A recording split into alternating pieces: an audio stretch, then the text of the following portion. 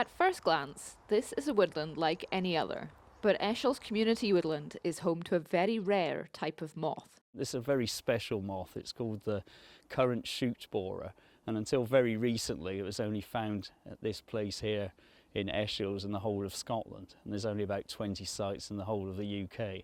Now, to give you an idea of what this looks like, it's about the size of my little fingernail. It's absolutely tiny, but it's absolutely beautiful. It looks like a chalk ice, to be honest. When you bite into it, it's got a beautiful dark chocolate colour interspersed with vanilla and a little orange head. So it's really quite an attractive little thing. Peebles Community Trust want to fell the non-native spruce trees here and replant broadleaf trees, and they'd like to carry that work out in September this year. The objective is primarily, for phase one really, is to remove the non-native conifers.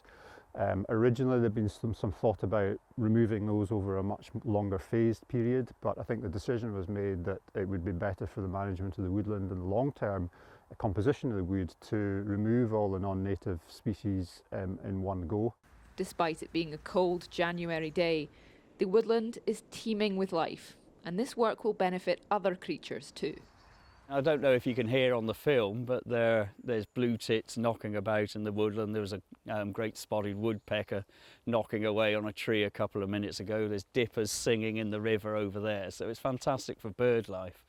In terms of other species, we've got at least 3 or 4 species of bat which roost in the woodland. We've got otters going up and down the river all the time, and very recently we've had pine martins coming back into the area as well. So it's not just about moths, it's about everything, and what our plans are, it's really going to benefit all of these species. If the felling does go ahead in September, is that going to harm the moth species that is here? What we do to protect the moth then is so it only feeds on blackcurrant and red currant bushes, and we know where those are throughout the woodland, so we can actually put protective barriers around the blackcurrant and red currant bushes so they don't get destroyed in the process of extracting all the timber from the woodland. And with any work like this, there's always a question of cost.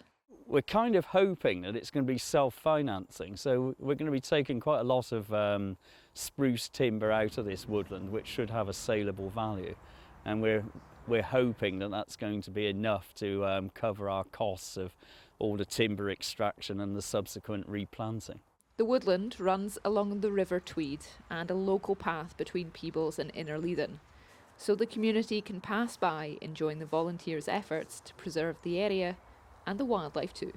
Isla Todd, ITV News.